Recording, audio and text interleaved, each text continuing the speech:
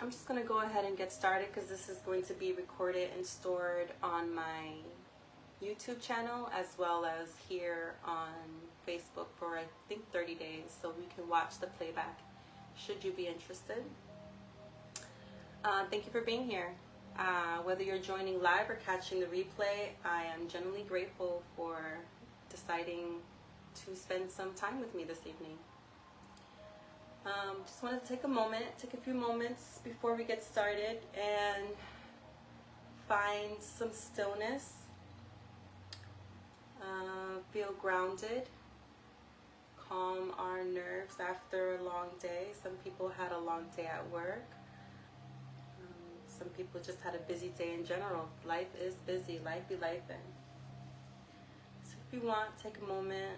I'm sitting on the floor because it's what's most comfortable for me, but you can feel free to sit on a chair if that's more comfortable for you. I just want to invite you right now to choose stillness, to listen to your breath, to feel the sensations that come up in your body at this moment. To pay attention to the thoughts that are coming into our mind, the ones that are distracting, the ones that are causing grief, discomfort, anxiety, whatever it may be.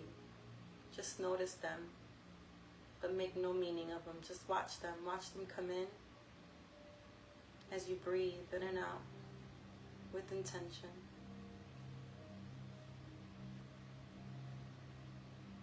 Feeling yourself just settle into the ground. Whether your feet are planted onto the ground, just feel each toe, your heel, every inch of your feet just ground down to the floor. Or in a seated position, you feel from head to all the way down your spine, from your tailbone, just feeling it sink deeper and deeper onto the floor. Just taking a moment and breathe.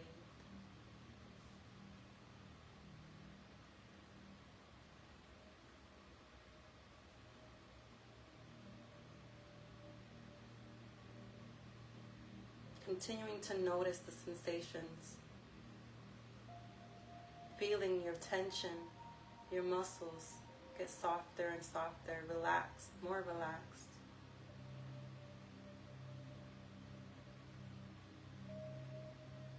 As you breathe with intention, deep breaths in, and allow the exhale to flow out naturally.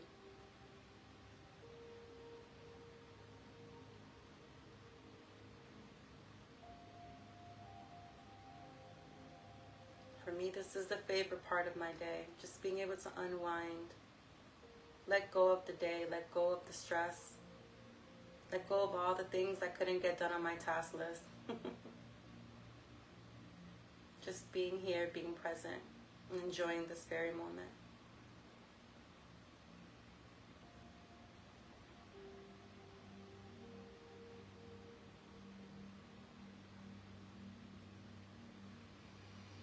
And now I invite you to do a little stretch if you're interested, if you feel called to. Just moving your neck around. Just feeling the muscles. Whew, I know for me, like I said earlier, I went and worked out today, so I'm feeling a little sore. Just unwind. Neck rolls. Soft and gentle, and then you rotate. I'm going to invite you to stretch your neck by putting your right ear to your right shoulder, taking your right hand over and gently stretching. With your left hand, you want to stretch it out down to the floor. You feel that nice stretch along your neck, down to your shoulder blade, pulling your head a little forward just to elongate that stretch further, and release. And then to the other side, your left ear to your left shoulder, Your left hand pulls down. Your right arm stretches down to the ground. Just enhance that stretch. Pulling your head a little forward so you can feel that down your shoulder blade.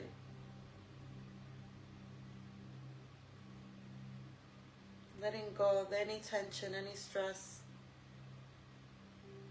And release.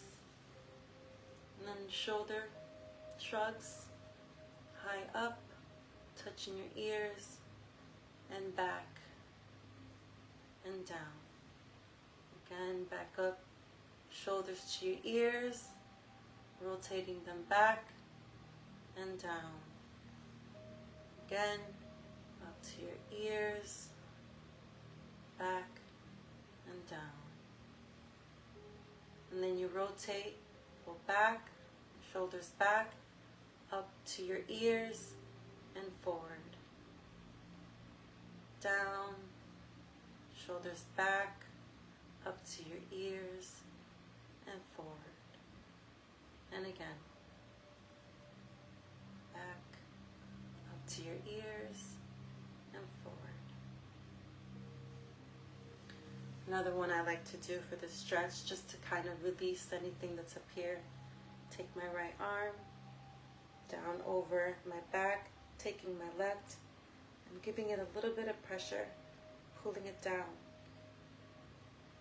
Gentle, not to cause any pain, but with enough pressure so that you can feel the stretch. You can even move over to the side so you can feel that stretch going down your right side. And release. Taking your left arm down the back, taking your right arm, holding onto your left, pushing down with a little bit of pressure, just enough to feel the stretch. To the side, and release. For those of you who are newer to my page, my name is Monica Cruz Romain. Before we get into tonight's conversation, I want to share a little bit about why this topic matters so much to me. Breaking free of performance, of proving our worth. This is something I didn't learn. This isn't something I learned from textbook. This is something I've lived. I was the oldest daughter in a single parent household. From a young age, I learned responsibility. I helped raise my younger sibling and quickly learned how to put other people's needs before my own. I helped raise my younger sibling. By 16, I was pregnant with my first daughter and moved out on my own. When that relationship didn't work out, I eventually entered another relationship that lasted nearly 10 years and became the father of my second daughter. So by 22, I had 2 children. When that relationship didn't work out, looking back, I can see how familiar it felt. That relationship was physically, emotionally, and mentally abusive.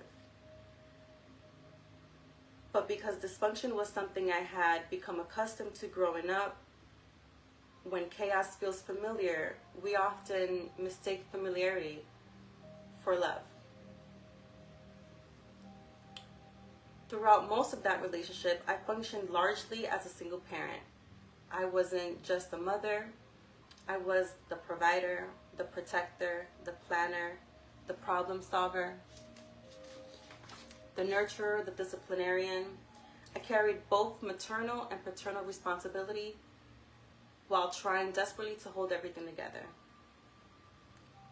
When I finally left that relationship, I made a decision to never live with a man again. By that time, I was solely focused on providing a safe environment for both my daughters and a place where they can thrive.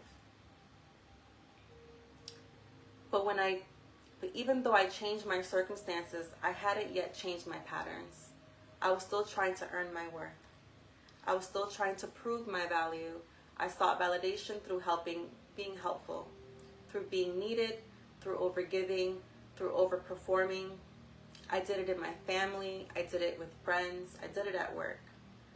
I had found myself abandoning myself in pursuit of acceptance because somewhere deep inside, I believed that if I could just do enough, give enough, sacrifice enough, achieve enough, then maybe I would finally feel loved. Maybe I would finally feel chosen. Maybe I would feel enough.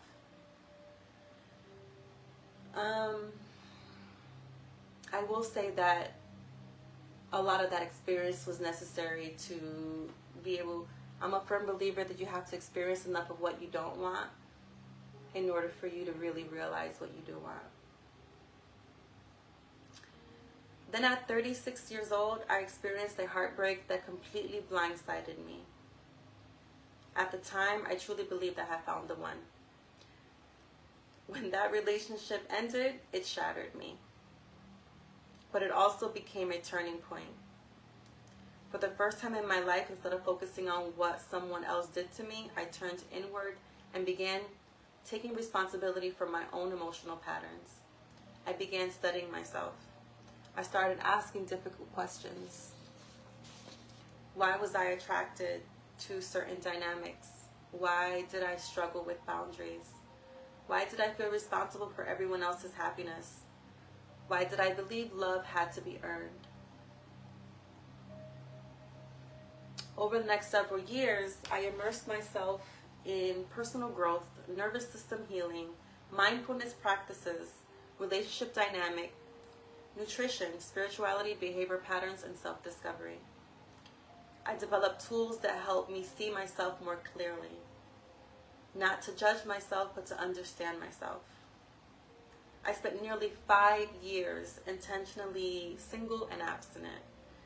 I think I took this opportunity to really focus on myself and enjoying my own company and getting curious with the joys that caught my attention. Not because I was hiding from relationships, but because I wanted to understand the relationship I had with myself. And then, after almost 5 years, life brought me into an entirely new chapter, unexpectedly. Over the last year and a half, my life has transformed in ways I could never have imagined.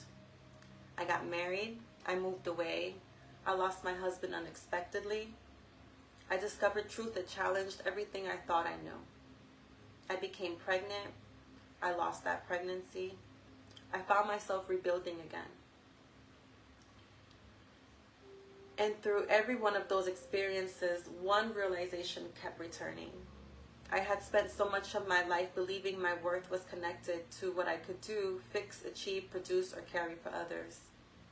And tonight I want to talk about that because I feel I'm not the only one.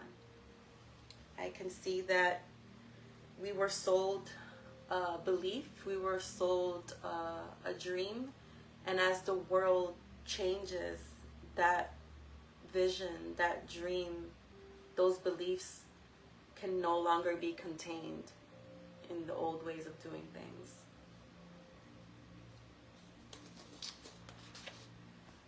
For most of my life, I was the dependable one, the strong one, the capable one, the problem solver, the helper, the one people could count on. And while those qualities aren't bad, eventually I realized something. I realized I wasn't helping because I always wanted to. I was helping because somewhere deep down I believed I needed to earn love, earn belonging, earn acceptance, earn rest, earn my place in the world. And that belief is exhausting. It's exhausting because the finish line keeps moving. Like the more you do, the more you feel the need to do to hold on to that feeling of validation. You accomplish something, you do more. You give more, you achieve more. Yet somehow it never feels like enough. Has anyone else ever felt that way? I know I'm not the only one. If you so, share too. Leave some notes in the comments.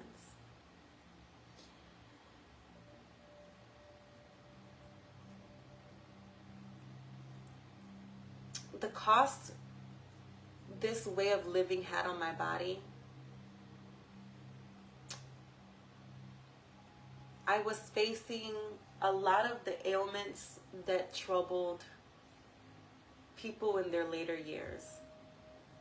Feelings of arthritis at one point, just depression, fatigue, brain fog. If you can think of it, I had to deal with it at one time or another. Down to physical issues where it was hard to move my body. It was hard to use my body in ways that are natural for most.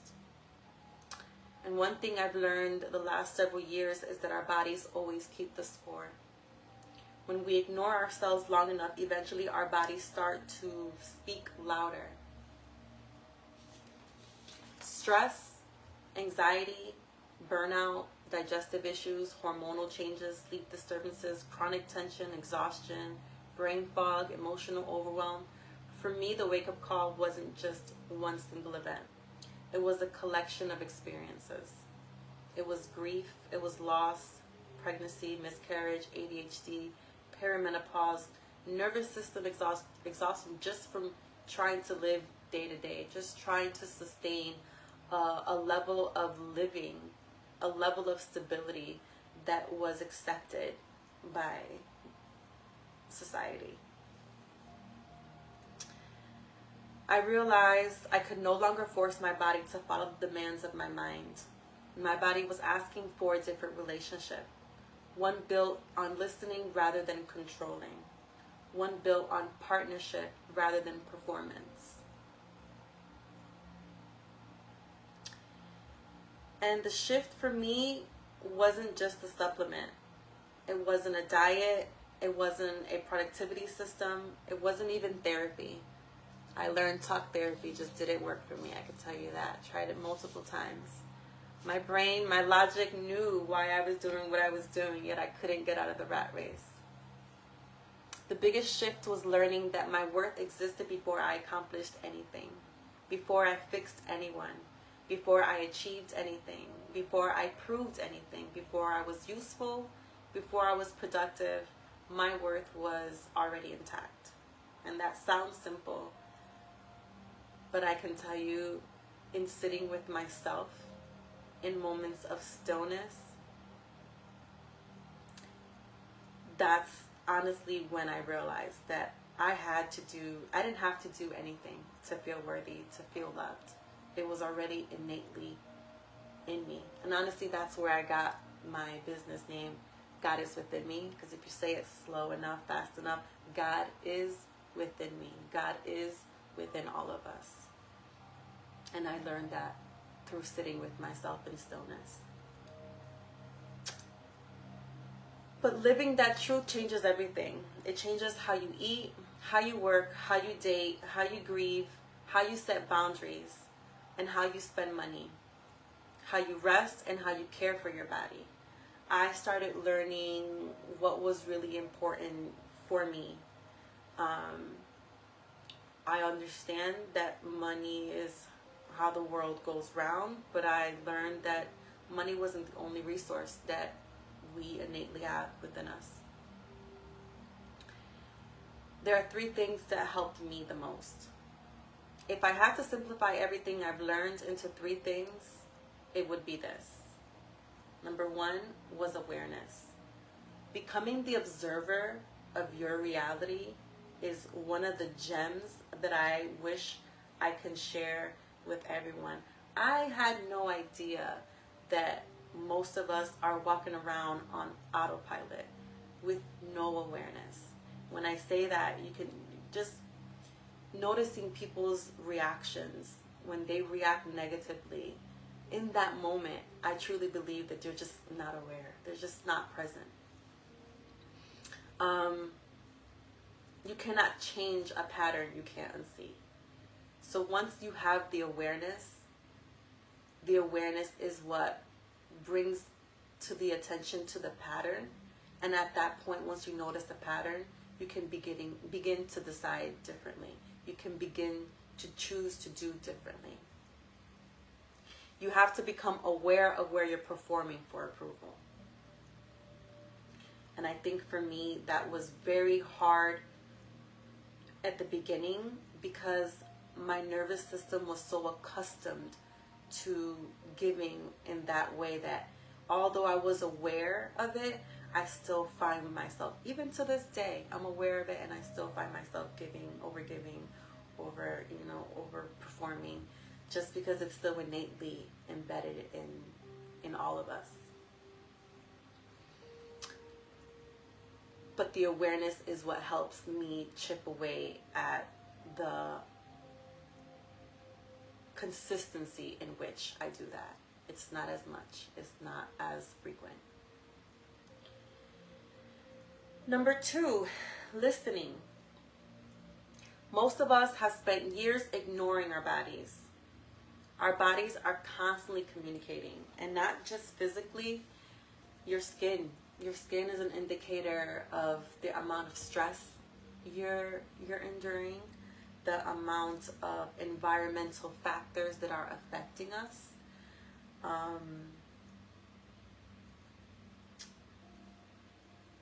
Just everything. If we sit, again, it goes back to sitting in stillness. This is my favorite position for a reason. Just sitting here, closing our eyes, and just listening. Just feeling the sensations. You start noticing the areas of our bodies that are begging for us to pay attention to it. Whether it's digestive issues, whether it's back pain, whether it's chronic headaches, whether it's dehydration, whatever it may be, those moments of stillness are an opportunity to really, really notice and pay attention to those cues and follow through, should you please. The question is whether we're listening.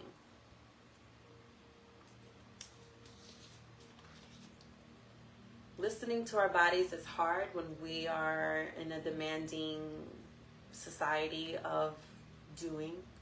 And although I understand that, there's no sense in ignoring our bodies when at one point, like I said earlier, your body cues will start getting louder. What's the sense of ignoring our body's cues if at one point we're no longer here to fulfill those duties that we feel so eager to fulfill and perform for, and our obligations? I understand those don't go anywhere. But without our ability to be attuned to ourselves and take care of ourselves and manage ourselves in the best way possible, we can't be there for our loved ones. And that's why I'm a big advocate in taking care of ourselves first and foremost, making time for that no matter what, so that we can show up for our loved ones in our community as we feel called to. And that brings me to number 3, boundaries. A boundary is not punishment. A boundary is self-respect in action. Without boundaries, we eventually abandon ourselves. I know at times it is hard to say no to our loved ones, to our colleagues, to our friends, to people within our community. We're sent here, my belief, my opinion is, we're put here on earth to be of service. But again, I have to reiterate, without our ability to be attuned to ourselves and take care of our bodies, our spirit, our mind, we're no good to the people around us. We're short-tempered. You ever notice there are some people that just are so reactive? These are individuals that are running in unconscious frameworks. They're just pushing, performing, just trying to do without pouring into themselves, because that's just the conditioning we're all taught growing up. I firmly believe that boundaries is a true form of loving ourselves and loving others.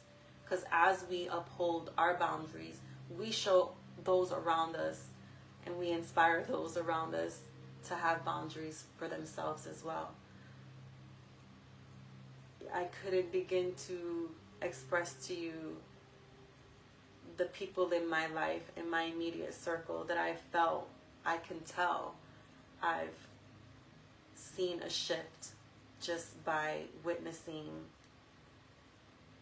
just by sharing my boundaries and them witnessing us feeling okay in the long run and them feeling more confident in doing the same.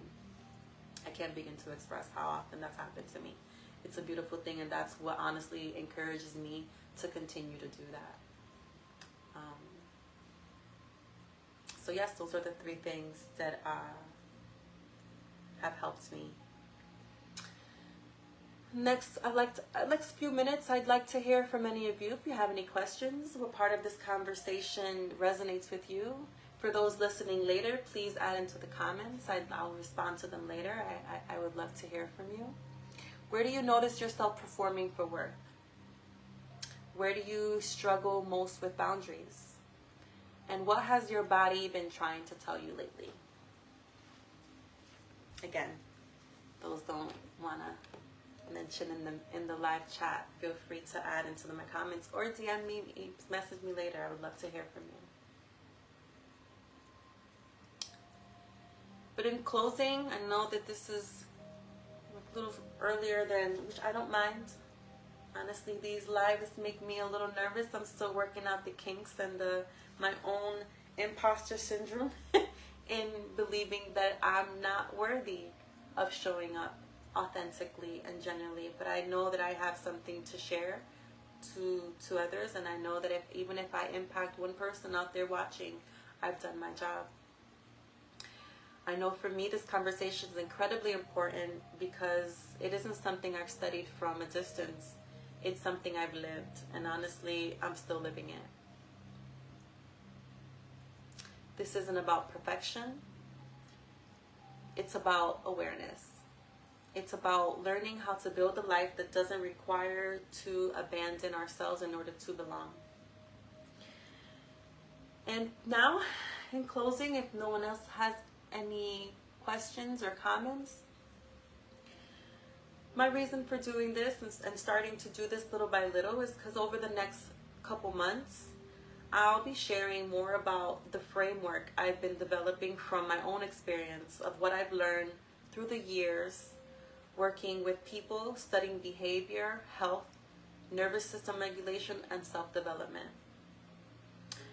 I'd like to create a platform where I am sharing these tools with others and helping guide others into their own empowerment and believing that they're worthy and they're loved just as they are, and hopefully inspiring them to make some changes to alleviate some of the burden that we carry, believing that we need to achieve a certain level of material wealth, financial wealth, societal, whatever it is. If it doesn't feel nourishing, we have the willpower, we have the innate value within us to choose otherwise. If tonight resonated with you, leave a comment, send me a message, or share this with someone who may need it. And remember, you do not have to earn your worth. You already have it. Thank you for spending this evening with me. So I'll just stay on for a couple more minutes if anybody has any questions, any thoughts.